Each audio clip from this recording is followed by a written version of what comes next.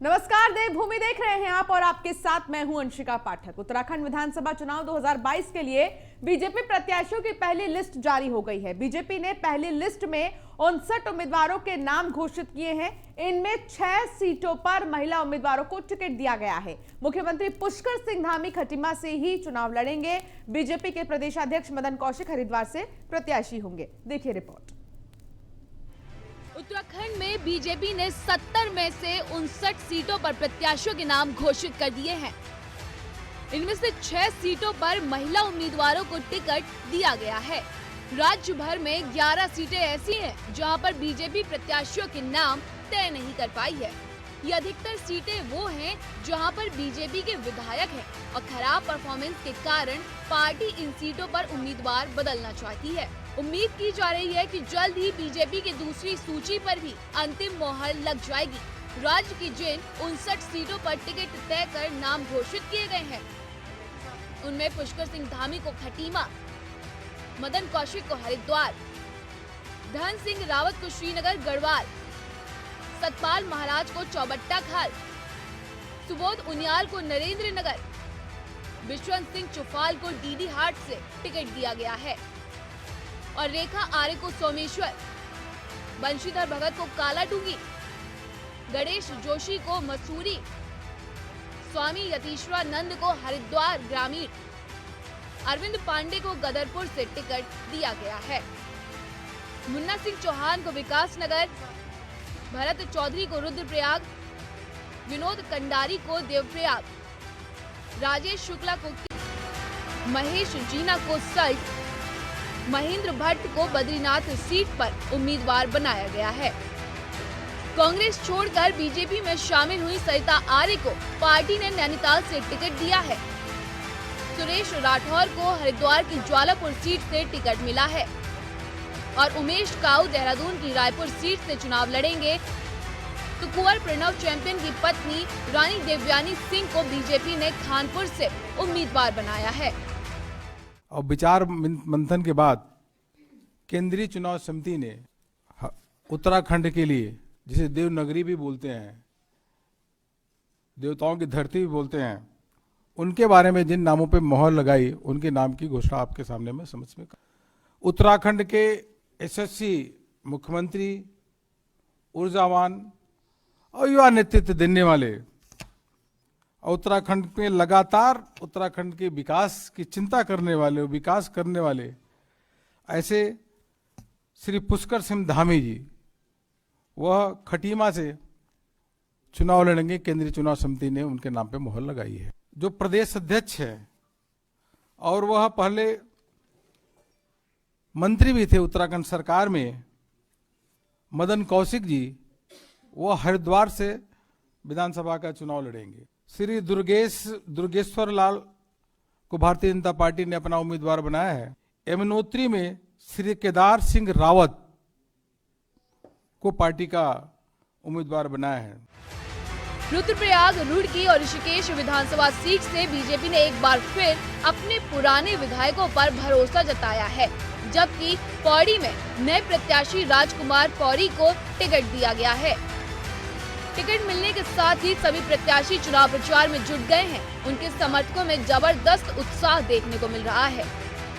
तो मैं अपने हाईकमान का बहुत धन्यवाद कर रहा हूँ, अपने नेतृत्व का बहुत धन्यवाद कर रहा हूँ, प्रदेश नेतृत्व का और राष्ट्रीय नेतृत्व का, जिन्होंने मेरे पास चौथी बार इस ऋषिकेश विधानसभा क्षेत्र से विधायक बनने के लिए अपना प्रत्याशी घोषित किया है। और निश्चित रूप से मैं किस रूप में उनका धन्यवाद करूं कि जिन्होंने मुझे 3 बार लगातार विधायक का प्रत्याशी बनाया और इस बार अध्यक्ष विधानसभा बनाया। सबका धन्यवाद कर रहा हूं और सभी से अपील कर रहा हूं कि जिस प्रकार से भारतीय जनता पार्टी ने नारा दिया है 60 बार, सब लोग लगे ताकि भारतीय जनता पार्टी की सरकार फिर से हमारे प्रदेश में आए। देखिए, मैं बहुत आभारी हूं अपने पार्टी नेतृत्व का, माननीय मोदी जी का, माननीय नड्डा जी का, हमारे प्रदेश अध्यक्ष माननीय मदन कौशिक जी का, अपने मुख्यमंत्री पुष्कर सिंह धामी जी का और उन तमाम कार्यकर्ताओं का जिन्होंने फिर से मुझे टिकट दिलाने में अपना सहयोग और समर्थन मुझे दिया है। मुझे उम्मीद है कि एक बार फिर से मैं भारतीय जनता पार्टी के लिए इस सीट को फिर से हासिल कर पाऊँगा और उत्तराखंड में जो भारतीय जनता पार्टी की सरकार फिर से बनने जा रही है उसमें रुद्रप्रयाग का प्रतिनिधित्व कर पाऊँगा। मैं सबसे पहले पार्टी के पदाधिकारियों का धन्यवाद करना चाहूँगा, शीर्ष नेतृत्व का धन्यवाद करना चाहूँगा, संगठन का धन्यवाद करना चाहूँगा जिन्होंने मुझ पर विश्वास जताया और पुणे मुझे रुड़की से चुनाव लड़ने का मौका दिया। भारतीय जनता पार्टी की झोली में रुड़की की सीट निश्चित रूप से डालेंगे, पूरी मेहनत करेंगे, पूरा प्रयास करेंगे, पार्टी के सभी पदाधिकारी साथ रहेंगे और एक परिवार बनकर हम लोग चुनाव लड़ेंगे और रुड़की की सीट को भारी मतों से विजयी बनाएंगे। सर्वप्रथम अपने जो हमारा प्रदेश नेतृत्व और राष्ट्रीय नेतृत्व है उसका दिल की गहराई से आभार व्यक्त करता हूं कि उन्होंने मुझ जैसे कार्यकर्ता पर अपना भरोसा जताया है।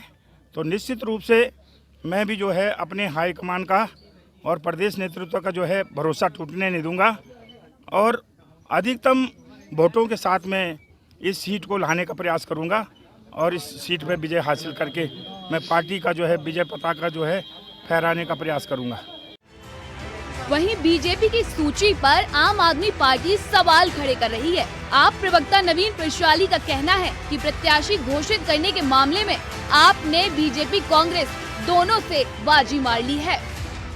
भारतीय जनता पार्टी और कांग्रेस अब अपने प्रत्याशियों की सूची जारी कर रहे हैं। आम आदमी पार्टी की अगर बात करें तो आम आदमी पार्टी वो पार्टी है जिसने सबसे पहले अपने मुख्यमंत्री प्रत्याशी की घोषणा की, अपने मुख्यमंत्री के चेहरे को उतारा, उसके बाद वह मुख्यमंत्री का चेहरा कहां से चुनाव लड़ेगा उसको डिसाइड किया और अपने प्रत्याशियों की सूची जब हम अंतिम सूची निकालने जा रहे हैं, भारतीय जनता पार्टी कांग्रेस की कुछ लोगों की पहली सूची जारी हो रही है। अगर जहां तक चुनावी रणनीति की बात करें तो आम आदमी पार्टी इस चुनाव में सबसे एडवांस रणनीति के साथ चल रही है और आम आदमी पार्टी की जो रणनीति है उससे भारतीय जनता पार्टी और कांग्रेस बिल्कुल पस्त हैं। आगामी विधानसभा चुनाव के मद्देनजर भाजपा ने आज अपने प्रत्याशियों की पहली सूची जारी कर दी और उस सूची को देखने के बाद ऐसा लग रहा है कि आधी लड़ाई तो कांग्रेस ने ऐसे ही जीत ली, क्योंकि जिस तरह के दागी बागी लोग अपने विधानसभा क्षेत्रों से उतारे गए हैं, निश्चित तौर पर हम कह सकते हैं कि कार्यकर्ताओं का जिस तरह से गला घोटा गया है और 10 सिटिंग विधायकों का टिकट कटने का मतलब है कि भाजपा ने इस बात पर मोहर लगा दी कि 5 साल तक उसने उत्तराखंड के अंदर विधानसभाओं में निष्क्रिय, निठल्ले और अकर्मण्य भाजपा के विधायक देने का काम किया था। तमाम कयासों के बीच आखिरकार भारतीय जनता पार्टी ने चुनाव के लिए अपने 59 प्रत्याशियों के नामों का ऐलान कर दिया।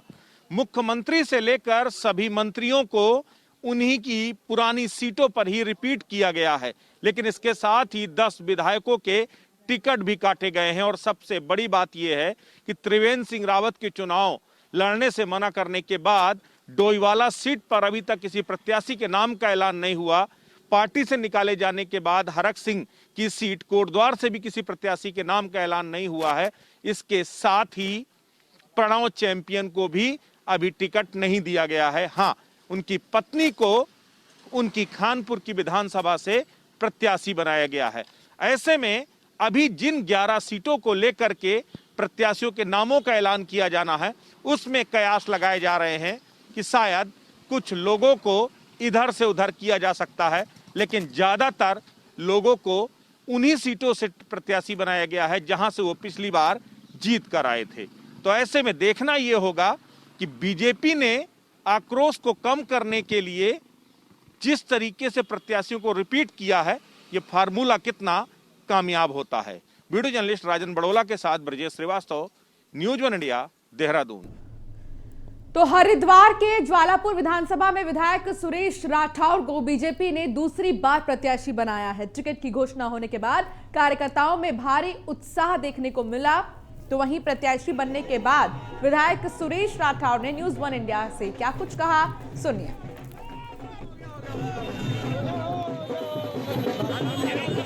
भारतीय जनता पार्टी ने अपने प्रत्याशियों की पहली सीट अब जारी कर दी है। बात करेंगे हम ज्वालापुर विधानसभा की। ज्वालापुर विधानसभा से विधायक को दूसरी बार भारतीय जनता पार्टी ने प्रत्याशी बनाया है सुरेश राठौर। सुरेश राठौर जी, दूसरी बार भारतीय जनता पार्टी ने आपको प्रत्याशी बनाया है, क्या कहेंगे इसको? तीसरी बार भारतीय जनता पार्टी ने प्रत्याशी बनाया। एक बार भगवानपुर लड़ा हूँ, दूसरी बार ज्वालापुर लड़ रहा हूँ, तो 2 और 3 मैं श्री गुरु रविदास जी का आशीर्वाद और प्रभु राम की कृपा इसको मानता हूँ। उनके तन मन धन से उनकी सेवा करता हूं। धर्मगुरु होने के नाते पार्टी ने जो मेरे ऊपर विश्वास जताया है, निश्चित रूप से मैं कहना चाहूँगा कि हम भारतीय जनता पार्टी की इस ज्वालापुर विधानसभा को पहले से 3 गुना मतों से जीत कर देंगे, ऐसा मुझे पूर्ण विश्वास है।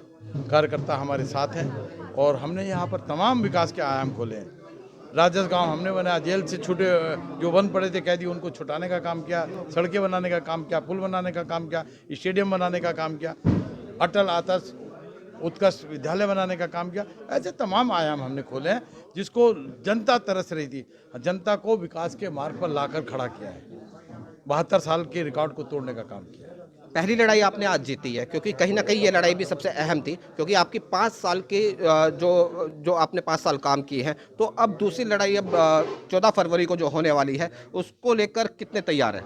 तो ही मोही मोही तो ही अंतर कैसा, कनिक कटिक जलता रंग जैसा। प्रभु राम की कृपा, श्री रविदास जी का आशीर्वाद, ये जिसके ऊपर उसको काहे की चिंता करनी है। तमाम जनमानस मेरे साथ खड़ा है। भारतीय जनता पार्टी में आज आप देखें तमाम दलित समाज खड़ा, मुस्लिम समाज खड़ा, सिख समाज खड़ा। पहले यदा कदा होते थे, आज बसपा के बैनर उतार के लोगों ने भारतीय जनता पार्टी नरेंद्र मोदी के बैनर लगा दिए, क्योंकि उन्होंने फ्री अनाज दिया है, उनको 5 लाख रुपए तक का इलाज मुफ्त कराने का काम किया, गरीबों को मकान दिए, गरीबों को गैस सिलेंडर दिए, किसान सम्मान निधि देने का काम किया। हर घर के अंदर पहले 1 पेंशन मिलती थी, आज 2 पेंशन देने का काम किया। पेंशन में भी 200 रुपये बढ़ाने का काम किया। आंगनवाड़ी कार्यकर्ताओं का मानदेय बढ़ाने का काम किया।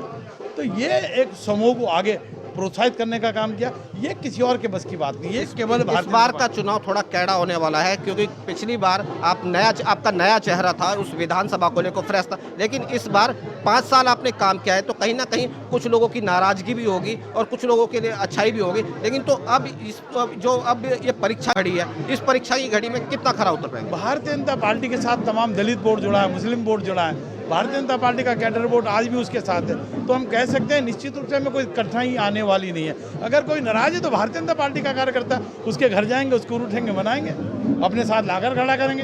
हमारा अंत्योदय योजना है, पकड़ो नीचे हाथ पे, अपने हाथ में पकड़ कर। तो पूर्व मंत्री हरक सिंह रावत 5वें दिन गुरुवार को भी राह ताकते रह गए, लेकिन कांग्रेस से उनको बुलावा नहीं आया।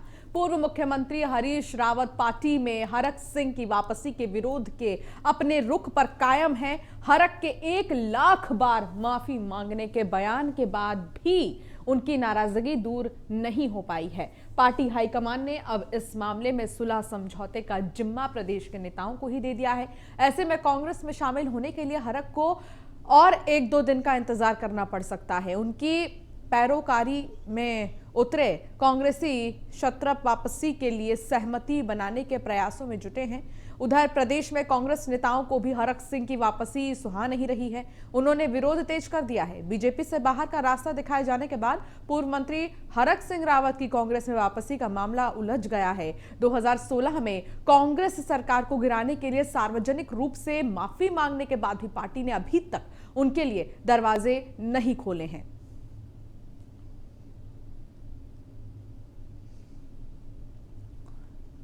कर्नल कोठियाल का गंगोत्री में जनसंपर्क अभियान जारी है। डोर टू डोर जनसंपर्क अभियान कर रहे हैं कर्नल अजय कोठियाल।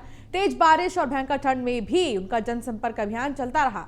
तेज बारिश में भेलुड़ा ग्राम सभा की 65 महिलाओं ने आम आदमी पार्टी की सदस्यता ली। यूथ फाउंडेशन के लोगों ने कर्नल कोठियाल को बोंगा ग्राम सभा का भ्रमण कराया। स्थानीय लोगों ने बदहाल शिक्षा और स्वास्थ्य सेवाओं के बारे में बताया। अच्छी शिक्षा नहीं होने से सेना में भर्ती होने का सपना अधूरा है। उन्होंने कहा, देवी मां के आशीर्वाद से उत्तराखंड का नवनिर्माण करेंगे। कोठियाल ने कहा कि सरकार बनने पर लोगों की परेशानियां दूर करेंगे। आज सुबह जब हम भेलोड़ा गांव में थे तो महिला आ गई। एक महिला को पता चला तो वो आई कि बेटे मैंने ज्वाइन करना है आम आदमी पार्टी, और कोई 65 महिलाओं ने बरसात में आकर के आम आदमी पार्टी को ज्वाइन करा है। और ज्वाइन करने के साथ में ना वो हमसे उम्मीद कर रहे हैं कि किस प्रकार हम जब सरकार में आएंगे तो जनता के लिए जो मुद्दे हैं उनको पूरा करेंगे। देवी हमको आशीर्वाद दे इस मकसद से कि हम जनता की जो आवाज़ है उसको सरकार में बदली करें और नया उत्तराखंड का निर्माण करें। प्रणाम, जय हिंद। तो वहीं लालकुआं में विधानसभा चुनाव के तहत सुरक्षा को लेकर सख्ती बरती जा रही है। क्षेत्र में बाहर से आने वाली गाड़ियों की चेकिंग के लिए अभियान चलाया जा रहा है। एसएसबी के जवानों के साथ फ्लाइंग स्क्वाड के लोग भी इस चेकिंग अभियान में शामिल हैं। तो वहीं सीओ शांतनु पराशर ने बताया कि चुनाव के मद्देनजर तमाम जगहों पर अलग अलग तरीके की चेकिंग की जा रही है और चुनाव में कोई गड़बड़ी ना हो इसके लिए भी कानून व्यवस्था चाक चौबंद है। इलेक्शन के समय आचार संहिता के अनुपालन हेतु तथा फ्री इलेक्शन हो सके, इसके संबंध में अभी सुभाष नगर बैरियर पे चेकिंग हो रही है। इसमें पुलिस और अपना पैरामिलिट्री साथ में है, साथ साथ हमारी जो फ्लाइंग स्क्वाड की टीम है ये भी यहाँ पे है, तो इनके साथ में चेकिंग की जा रही है। ये कच्ची शराब हमने कल भी पकड़ी थी और परसों भी रहा, इस पर कार्रवाई जारी रहे। बाकी अभी चेकिंग कर रहे हैं, इस संबंध में कोई भी ऐसी चीज़ वस्तु पाई जाती है तो उस पर कार्रवाई की जाएगी। पौड़ी में एबीवीपी के 22वां प्रांतीय अधिवेशन का समापन हुआ है। इस दौरान परिषद की ओर से कई पदाधिकारियों को निर्वाचित किया गया है। अधिवेशन में नितिन रावत को गढ़वाल मंडल में सह संयोजक के रूप में चुना गया है। साथ ही ऋत्विक असवाल को प्रस्त कार्यकारिणी सदस्य के रूप में चुना गया है। दोनों के लिए स्वागत कार्यक्रम का भी आयोजन किया गया। तो वहीं विभाग के संगठन मंत्री शाश्वत खंडूरी ने बताया कि अखिल भारतीय विद्यार्थी परिषद पूरे प्रदेश में आगामी चुनाव को लेकर मतदाता जागरूकता अभियान घर घर जाकर चलाएगी। साथ ही आजादी के 75 वर्ष के उपलक्ष्य में 26 जनवरी को गांव-गांव तिरंगा अभियान चलाया जाएगा। 8, 9 और 10 जनवरी को अखिल भारतीय विद्यार्थी परिषद का एक प्रदेश अधिवेशन श्रीनगर की पावन भूमि पर संपन्न हुआ।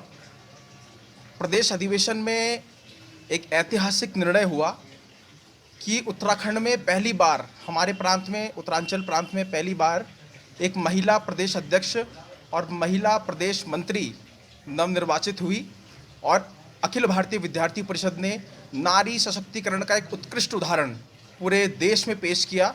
मुझे लगता है ये एक ऐतिहासिक निर्णय अखिल भारतीय विद्यार्थी परिषद उत्तरांचल प्रांत द्वारा लिया गया। इन्हीं घोषणाओं के बीच आज अखिल भारतीय विद्यार्थी परिषद पौड़ी इकाई के हमारे नवनिर्वाचित गढ़वाल सह संयोजक नितिन रावत जी और इस प्रदेश के कार्यकारिणी सदस्य के नाते हमारे छोटे भाई ऋत्विक असवाल जी का भी वहाँ घोषणा हुई है कि 8, 9 और 10 जनवरी को अखिल भारतीय विद्यार्थी परिषद का एक प्रदेश अधिवेशन श्रीनगर की पावन भूमि पर